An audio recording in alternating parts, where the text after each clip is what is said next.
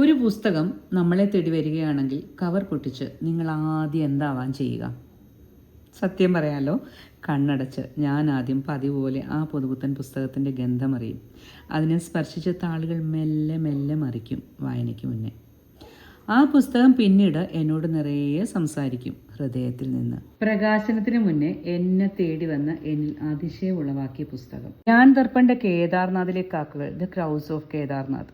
വായിച്ച് കേദാർനാഥിലേക്കും ആ പുസ്തകത്തിൽ പറയപ്പെടുന്ന ഒട്ടുമിക്ക സ്ഥലങ്ങളിലേക്കും എന്നെ എത്തിച്ചുവെങ്കിൽ സാക്ഷിപദം എന്ന ഈ പുസ്തകം എന്നെ എവിടേക്കാവും എത്തിക്കുക? ഈ പുസ്തകത്തിൽ എഴുത്തുകാരൻ്റെ ഒരു ചോദ്യമുണ്ട്.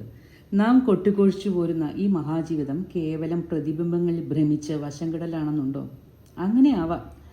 നാം പ്രതിബിംബങ്ങളെ അടിസ്ഥാനമാക്കി ജീവിക്കുകയാണ്. ഒരു കുഴിയിൽ നിന്ന് മറ്റൊരു കുഴിയിലേക്കും പടുകുഴിയിലേക്കും അറിഞ്ഞുകൊണ്ട് തന്നെ വീണു പോകുന്ന നമ്മൾ ആ കുഴികൾ അവിടെ ഉണ്ടെന്ന് അറിഞ്ഞ് വീണ്ടും വീണ്ടും നടക്കും അതേ വഴികളിലൂടെ. എന്നാൽ മറ്റൊരു വഴിയിലൂടെ മാറി നടന്നാലോ? പ്രകാശനത്തിന് മുമ്പേ എൻ്റെ കൈകളിലെത്തിയ ഒരു പുസ്തകം. സാക്ഷിപദത്തിൻ്റെ പ്രകാശനം ഒരു സെലിബ്രേഷനാണ്. ഞാനും എൻ്റെ കുട്ടികളും കൂടെ കൂടുന്നുണ്ട്. ഒരു സംഗീത സായാഹ്നം.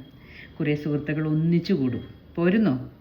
ഫെബ്രുവരി 28 ശനിയാഴ്ച വൈകിട്ട് 4 മണി മുതൽ 7 മണി വരെ. കൂടിക്കൂ. കൂടെ കൂട്ടാം സാക്ഷിപദവും.